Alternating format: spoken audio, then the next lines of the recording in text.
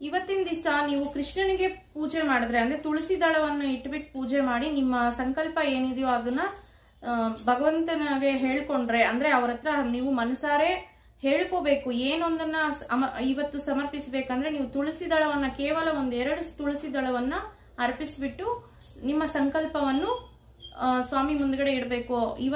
ಇವತ್ತಿನ ದಿವಸ ಕೃಷ್ಣನಿಗೆ ಪ್ರತ್ಯೇಕವಾಗಿ ನೀವು ಅಷ್ಟೋತ್ತರ ಆಗ್ಬೋದು, ಸ್ತೋತ್ರ ಮಾಲೆ ಆಗ್ಬೋದು, ಅಥವಾ ಭಜನೆ ಮಾಡೋದಂತ ಆಗ್ಬೋದು.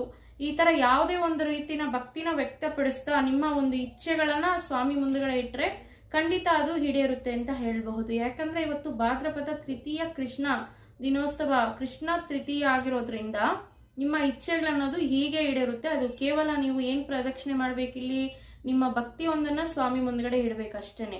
ಅದನ್ನ ತೋರಿಸ್ಕೊಂಡು 2 ತುಳಸಿ ದಳವನ್ನು ಇಟ್ಬಿಟ್ಟು ಪೂಜೆ ಮಾಡಿ. ಇವತ್ತಿನ ಕೃಷ್ಣನಿಗೆ ಬೆಣ್ಣೆ ಆದ್ರೆ ಇಡಬಹುದು, ಅಥವಾ ಒಂಚೂರು ಹಾಲನ್ನಾದ್ರೂ ನೈವೇದ್ಯವಾಗಿ